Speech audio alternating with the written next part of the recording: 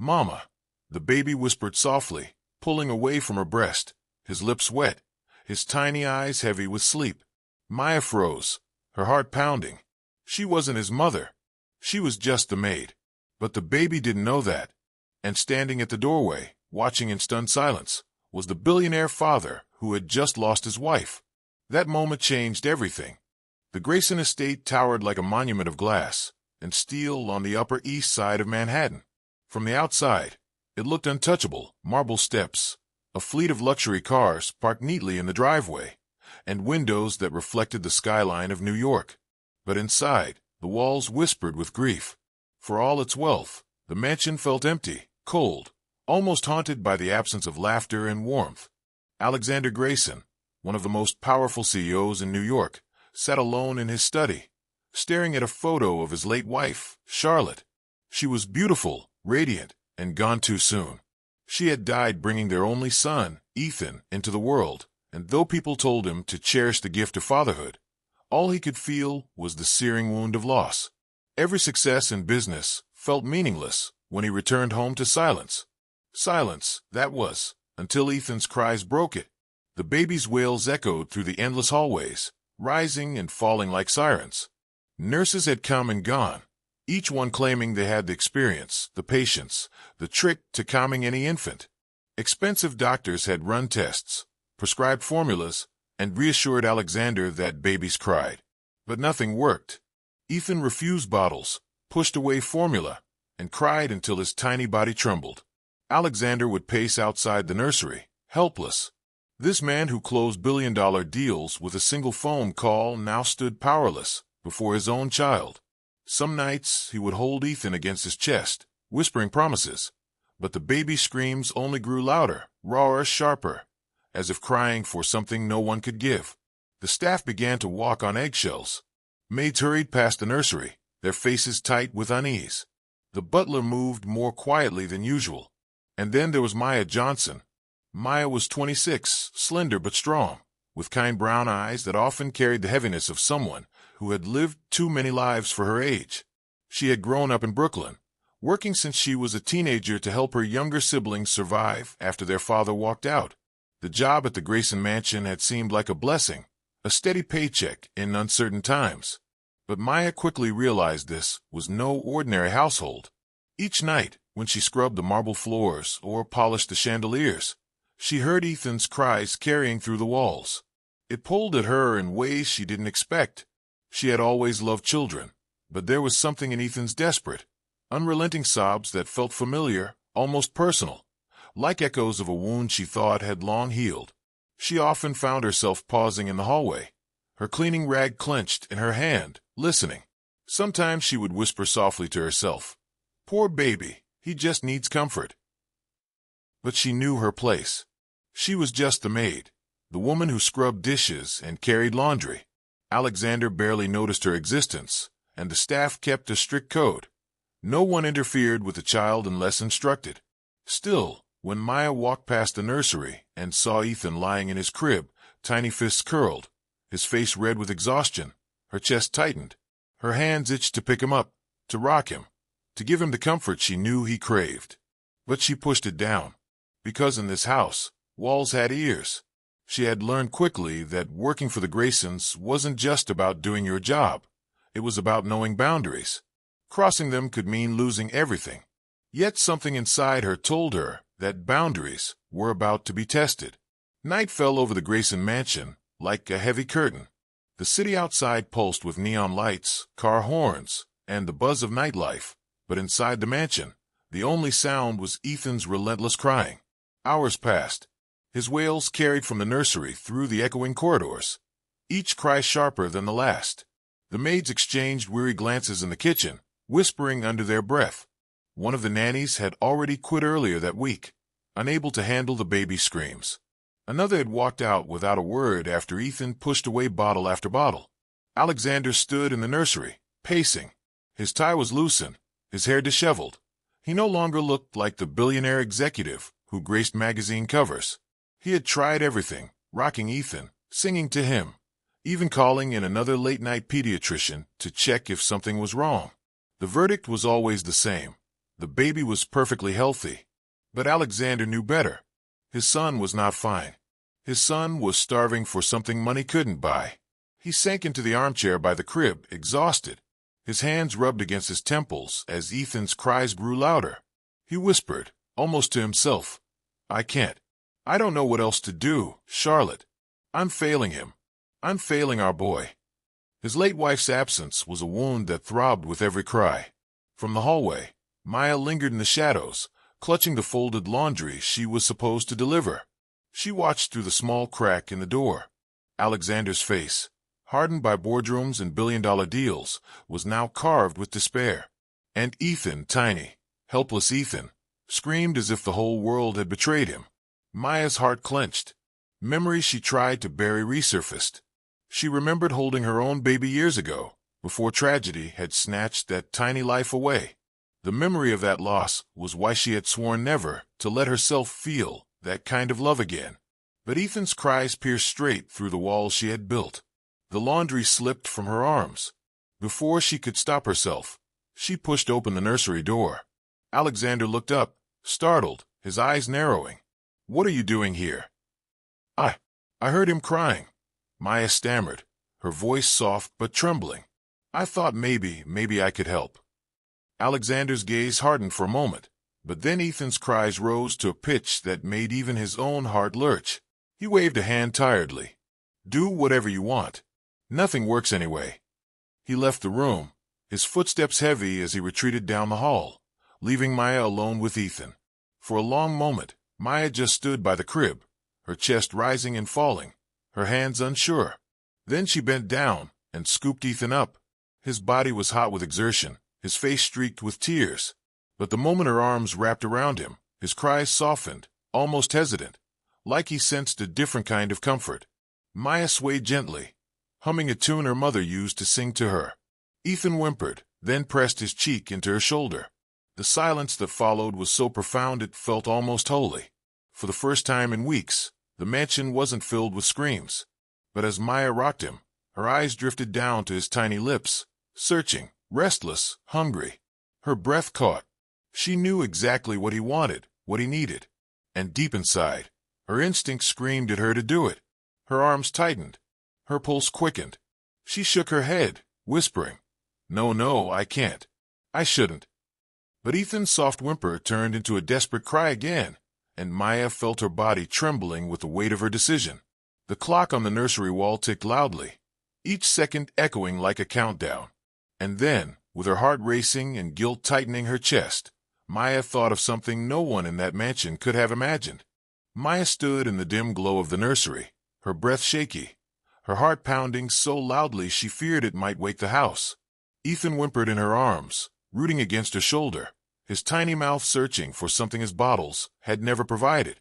Her mind screamed at her to put him down, to walk away before she did something that would change everything. She was a maid, nothing more. But as Ethan cried harder, the sound cut straight through her chest, unearthing a grief she had buried deep within her soul. Slowly, almost against her will, Maya sat in the rocking chair by the crib. She adjusted Ethan in her arms, hesitated for what felt like forever, then drew a trembling breath. With a hand that shook, she guided him closer. The instant Ethan latched, the room transformed. The mansion, once filled with piercing screams, fell into a silence so profound that Maya felt her own tears rise. Ethan suckled greedily, his cries dissolving into soft, contented breaths. His little hands relaxed against her skin, and for the first time since she had stepped into this grand house, Maya felt peace pulse through its walls. Tears slid down her cheeks, falling into Ethan's soft hair. She whispered, almost inaudibly, "Oh, baby boy, you were just hungry for something real." As she rocked him, memories surged. She was no longer sitting in a billionaire's nursery, but in a cramped apartment years ago, cradling her own newborn daughter, Naomi. Naomi, who had been born too small, too fragile, who had only lived for 6 weeks. Maya had nursed her through those nights, the same rhythm, the same desperate cries, until one morning the crib was silent forever. That silence had broken her, carved a hollow in her soul she thought would never heal. Now, Ethan's little body pressed against hers. She felt both the sting of that loss and the strange balm of new life. Feeding him didn't just calm his cries. It stitched something inside her back together. Ethan's eyes fluttered shut. Within minutes, his body grew limp with deep, restful sleep.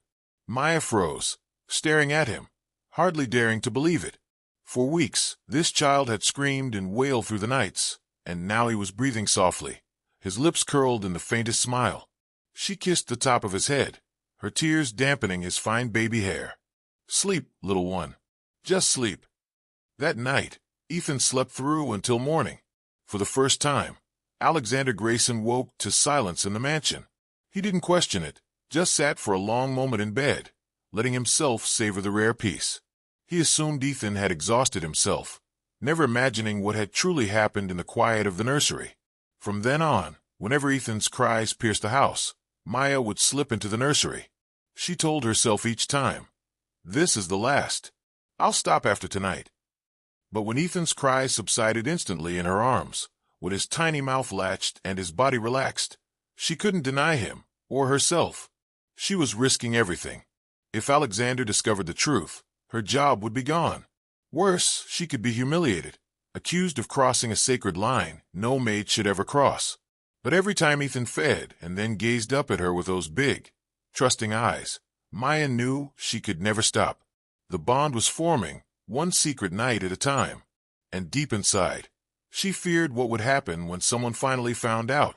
The Grayson mansion was a world of strict routines and polished appearances.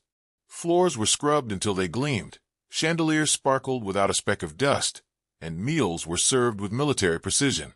Yet beneath the order, whispers had begun to stir. It started subtly. A housekeeper named Ruth noticed how Ethan's screams always seemed to quiet whenever Maya carried him down the hallway. The butler, Charles, mentioned offhandedly that Ethan smiled more in Maya's presence than anyone else's, including his own father's. Soon, the staff began exchanging knowing glances. "Strange, isn't it?" One maid murmured in the kitchen as she polished silverware. "That baby never rests unless Maya's around, almost like she's his mother." The comment drew nervous laughter, but it planted seeds. Among the staff was Angela, a younger maid with sharp eyes and a sharper tongue. She had always been envious of Maya, envious of how easily she carried herself, how the butler respected her, how even the cold hall seemed to warm a little when Maya was near. But what stung Angela most was Ethan's affection. She had tried cradling him herself, only to be met with screams. Yet in Maya's arms, Ethan calmed instantly, his tiny fingers clutching her blouse, as though she were his lifeline. Angela's jealousy hardened into suspicion. She began watching Maya more closely, hovering near the nursery door, waiting for signs, listening for sounds. She couldn't prove anything yet, but her gut told her Maya was hiding something, and if she exposed it, perhaps Alexander himself would notice her loyalty instead. Meanwhile, Alexander was beginning to notice the same thing the staff had. He often worked late, but whenever he came home to his son, he saw how Ethan's face lit up when Maya entered the room. The baby's little arms reached for her, his cries softened into coos, and his eyes followed her every move. At first, Alexander chalked it up to coincidence. Babies formed attachments, he told himself, even to maids. But as the days stretched into weeks, he couldn't ignore it. Ethan wasn't just attached to Maya, he was devoted. One evening, Alexander lingered outside the nursery, his hand resting against the doorframe. He heard Maya humming softly, her voice low and melodic, carrying a lullaby that stilled Ethan's fussing. Peeking in, he saw his son nestled in her arms, gazing at her with a serenity Alexander had never been able to bring him. For the first time in months, Alexander felt something stir in his chest that wasn't grief or frustration. It was confusion, even a little envy. Why her? Why not me? Later that night, over dinner, he pushed his plate aside and leaned back, his mind still circling the image. Ethan's first true smiles had been for Maya, not for him. It gnawed at him, made him feel like a stranger in his own son's life. The following morning, as Maya moved about the living room dusting, Alexander called out her name. She froze, startled, turning to find him standing there in his tailored suit, coffee in hand, watching her with an unreadable expression. "I've noticed something," he said, his voice firm but not unkind. "Ethan seems different when you're around. Calmer, happier." Maya's heart raced. Her grip on the duster tightened. She forced a polite smile. Babies, they notice kindness, sir. That's all. But Alexander didn't look convinced. He studied her for a long moment, as though trying to peel back layers she kept carefully hidden. Then he nodded once, decisively.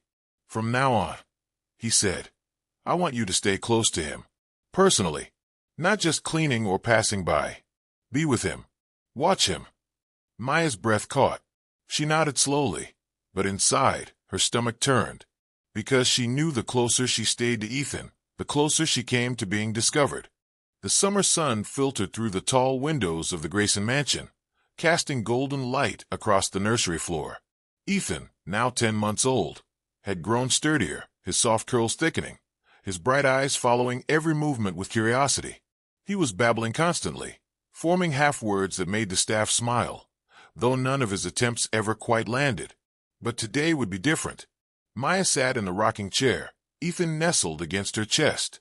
The room was quiet except for the soft rhythm of his sucking. His little hand rested on her blouse, his eyes closed in contentment. To Maya, these stolen moments were both a blessing and a torment. Every feeding healed her just a little from the ache of her past. Yet every time, she feared the day it would come crashing down. When Ethan finished, she gently adjusted him, brushing a curl from his forehead. He blinked up at her with sleepy eyes, then opened his mouth and let out a sound that froze Maya in place. Ma, ma. Her breath caught. She thought she imagined it. But then he said it again, clearer this time, his tiny lips forming the word with certainty. Mama. Maya's heart lurched. Tears sprang to her eyes as if someone had split her soul wide open. Joy washed over her, but guilt crashed in just as quickly.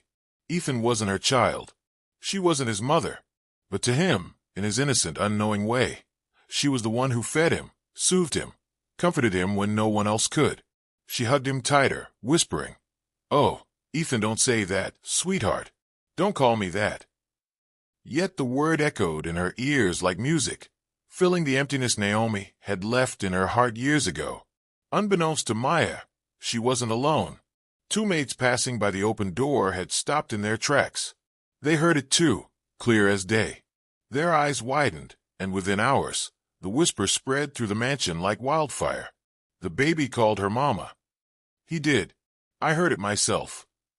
Mr. Grayson will lose his mind when he finds out. By the afternoon, the staff was buzzing, the rumor growing with every retelling. Some said Maya had bewitched the baby. Others whispered she must be overstepping her bounds. Angela, the jealous maid, smirked with satisfaction. This was the proof she had been waiting for. That evening, Alexander returned from a grueling day at the firm. He dropped his briefcase by the door and went straight to the nursery, as he always did. When he walked in, Maya was there, Ethan balanced on her hip. The moment Ethan spotted him, he giggled, but then turned back to Maya, pressed his cheek against her, and said it again. Mama. The word rang through the nursery, innocent but devastating. Alexander froze in the doorway. His eyes darkened, his jaw clenched. He stared at Maya as though she had just stolen something sacred from him. For a long moment, silence choked the air, broken only by Ethan's happy babbling. Maya's face burned. She tried to stammer. He doesn't mean. He's just learning words. But Alexander's expression gave nothing away. His eyes flickered between his son and the maid who held him, torn between disbelief, confusion, and something heavier suspicion. He turned slowly, without a word, and walked out of the nursery. Maya's heart pounded as Ethan reached for her face, giggling.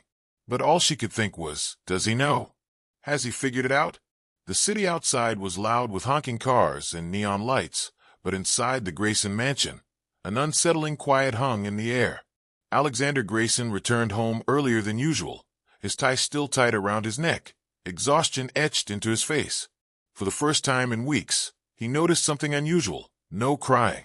Ethan's wails usually greeted him before he even stepped inside, echoing down the marble halls like a haunting reminder of his grief. But tonight silence. Frowning, Alexander loosened his tie and moved slowly down the hall, his footsteps muffled against the thick carpet. As he neared the nursery, a faint sound caught his ear. A melody, a soft lullaby, gentle, trembling, filled with warmth. He froze. Pushing the door open, he expected to see Ethan asleep in his crib, perhaps Maya humming nearby. Instead, his heart stopped cold. There, under the dim glow of the night lamp, Maya sat in a rocking chair, Ethan nestled against her chest. The baby was latched, nursing contently, his tiny hand resting against her as if he belonged there. For a moment, Alexander's breath was stolen from him. The sight didn't compute. The billionaire mind that could solve corporate crises in minutes now stood paralyzed by this unthinkable truth. Ethan's cries had stopped because of her. Because of this. Maya's eyes widened when she saw him. Her lullaby died in her throat, and terror filled her face. Tears welled instantly. "Mr. Grayson, please." Her voice cracked as she tried to rise, but Ethan whimpered when she moved. She froze, clutching him protectively. "I can explain. I swear I can explain." But Alexander's face darkened, his jaw tightening as fury and betrayal consumed him. His wife's memory, his grief, his son, all of it had been touched without his permission. His fists curled at his sides, his breath harsh. He couldn't speak, couldn't think. For the first time in years, Alexander Grayson, powerful, untouchable, looked broken.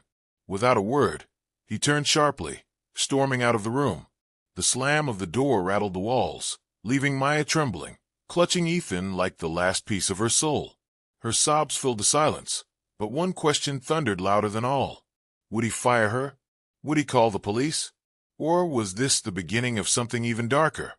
Morning light streamed through the tall glass windows of Alexander Grayson's office, but the air inside was anything but bright. The mahogany desk between them felt more like a courtroom bench, and Alexander, the unyielding judge. His voice was low, edged with steel. "How dare you?" Maya stood trembling in front of him, her hands clasped tightly, her eyes already brimming with tears. "You betrayed me. You crossed every boundary." Alexander spat, rising to his feet, his anger towering over her. "You took liberties with my son, my family, that no employee should ever even dream of." Maya's lips quivered as she tried to form words, but the weight of his fury crushed her. When she finally spoke, it was not with excuses, but with desperate honesty. "I only did it because he was starving," she cried, her voice breaking. For weeks he cried, night after night, and nothing calmed him. He was wasting away before my eyes. I couldn't stand by while he suffered. I couldn't. Her plea filled the room with raw emotion. Her chest rose and fell as sobs shook her frame, but Alexander's face remained carved in stone. Across the mansion, the gossip had already spread like wildfire. Servants whispered in corners. By morning, even some of his business partners had heard the scandalous rumor. A billionaire's son, nursed by a maid. Shame clawed at Alexander's pride, his reputation, his empire, his carefully crafted world, threatened by the woman standing before him. Yet, deep down, he couldn't ignore the truth. Ethan was healthier now, his cheeks fuller, his cries quieter. For the first time since his wife's death, the boy looked alive. The conflict tore at him, between rage and reluctant gratitude, between society's judgment and the undeniable evidence in front of his eyes. Finally, his voice came like a cold verdict. "Pack your things." Maya staggered back as if struck. Her face went pale. "Mr. Grayson, please." "You're finished here," he said firmly, though his own chest heaved with emotion. "I won't call the police, but you are never to step foot in this house again." Her knees weakened, but she forced herself upright, tears streaming as she nodded silently. She turned and walked out, each step echoing with finality. Moments later, a piercing cry shattered the air. "Ethan!" The baby screamed from his crib, louder, more desperate than ever before. His tiny hands reached out when Maya appeared in the doorway with her packed bag, but Alexander stood firm, his fists clenched, watching her leave. Maya sobbed as the door closed behind her, Ethan's cries echoing through the mansion like a knife to Alexander's heart. The mansion, once orderly and precise, had fallen into chaos. Since Maya's departure, silence reigned, broken only by Ethan's heart-wrenching cries. Day after day, the infant refused his bottle, turning away from every nanny, rejecting every formula, spitting out what little he took in. Alexander brought in the best pediatricians money could buy. His private clinic staff swarmed the nursery, armed with every nutritional supplement, every feeding strategy, every promise that this will work. It didn't. Ethan's cheeks grew pale, his tiny arms weak.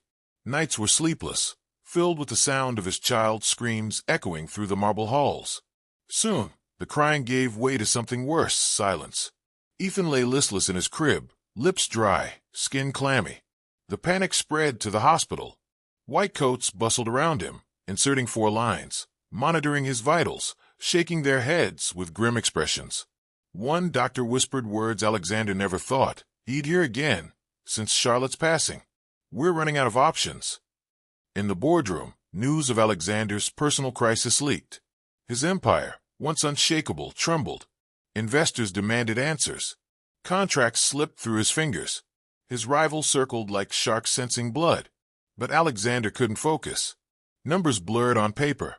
Signatures turned into meaningless scribbles. His mind was shackled to one image, his son, dying slowly before his eyes. For the first time in years, the great Alexander Grayson broke. Alone in his office, the mask cracked. His fists pounded the desk until his knuckles bled, and then he wept. He wept like a man who had lost everything twice. Charlotte, Ethan, Maya. The grief tangled inside him, twisting into something unbearable. His pride, once his fortress, now felt like a prison.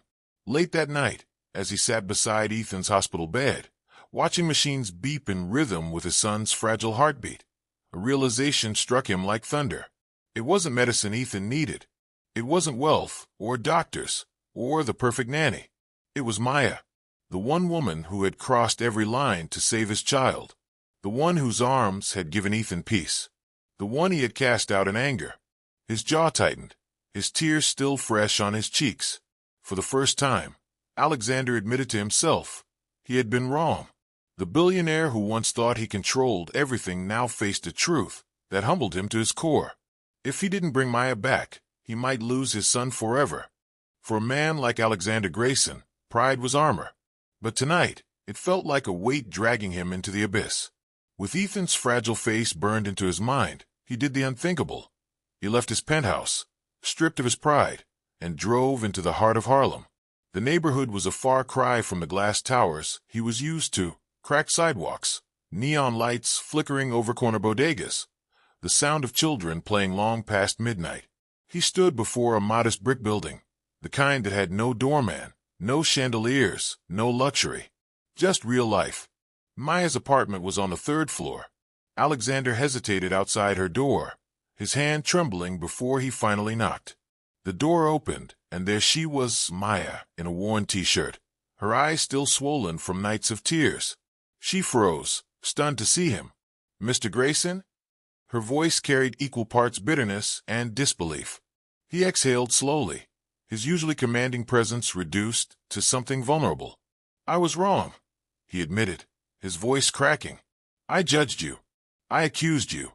And in doing so, I almost lost my son." Maya's arms folded tightly across her chest. Her chin lifted, but her eyes betrayed the hurt still lingering inside her. "You humiliated me. You made me feel like I was indecent when all I did was try to keep your child alive." Her words cut him deeper than any boardroom betrayal ever had. He stepped closer, not as a billionaire, not as a boss, but as a father desperate to save his son. "I came here because Ethan needs you. Because I need you. Please, Maya." Her walls trembled. She wanted to push him away. But then he spoke the words that melted her resistance. "He hasn't eaten. Not once since you left. He's fading." The tears she had fought so hard to hold back spilled freely. She didn't answer with words. She grabbed her bag, threw on her jacket, and followed him. Back at the hospital, the sterile air was heavy with despair. Ethan lay weak, his cries now faint whimpers. But the moment Maya entered the room, everything changed. "Sure, baby. Mama's here," she whispered as she scooped him into her arms. And then, like a miracle, his cries stopped. His tiny fingers clutched at her shirt, his head nestled against her chest. For the first time in days, peace washed over him. Maya sat down, unbuttoned discreetly, and brought Ethan to her breast. Alexander watched, every muscle in his body taut, expecting the old judgment to resurface. But it didn't. For the first time, he saw the truth, not scandal, not indecency, not lines being crossed. What he saw was life, love, a bond more sacred than anything money could buy. His chest tightened as realization struck him. Maya hadn't just fed his son. She had saved him. Alexander turned away, a hand covering his face, not to hide shame, but to hide the tears he could no longer stop. The morning sun streamed through the tall windows of the Grayson mansion, painting the nursery in soft gold. Ethan sat on the floor with his toys, giggling as Maya knelt beside him. Her presence radiated warmth, a sharp contrast to the cold, sterile silence that had once filled this house. Alexander stood in the doorway, watching silently. For the first time in months, his heart felt lighter. He stepped forward, his voice uncharacteristically gentle. Maya, his tone carried regret, humility, and something deeper. Maya turned, her eyes cautious but not cold. The weight of everything they had endured still hung between them. "I owe you more than an apology," Alexander admitted, his voice almost breaking.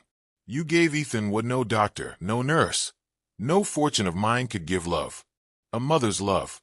I judged you when all you did was save my son." Maya's lips trembled. She blinked back tears, not out of weakness, but because her heart had been carrying so much: her grief, her guilt, her secret bond with Ethan. "I never meant to overstep," she whispered. "I only wanted him to stop hurting. I lost a child once, and when Ethan cried, I couldn't just stand by." Her voice cracked. Silence followed, but this time it wasn't heavy. It was healing. Alexander walked closer, kneeling to Ethan's level, his eyes locking onto Maya's. "You're not just his nanny anymore. You're his family. From this day forward, I want you here, respected, honored. Permanently." Maya gasped softly, covering her mouth with her hand. Ethan, sensing the shift, crawled into her arms.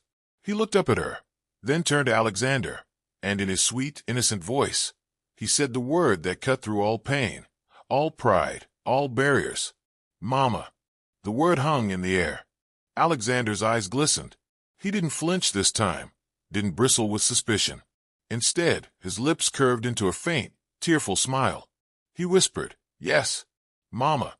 Maya broke down, hugging Ethan tightly as Alexander placed a steadying hand on her shoulder. For the first time, they weren't employer and employee. They weren't grieving strangers. They were a family, unconventional, unplanned, yet undeniably real. The staff who had once gossiped began to respect the bond they witnessed daily. Rumors faded. Scandals died. And in the great halls of the Grayson mansion, laughter returned. Sometimes, love doesn't come in the form we expect. Sometimes, family is not who we are born to, but who we choose. And in the most unexpected bonds, we often find the deepest truths.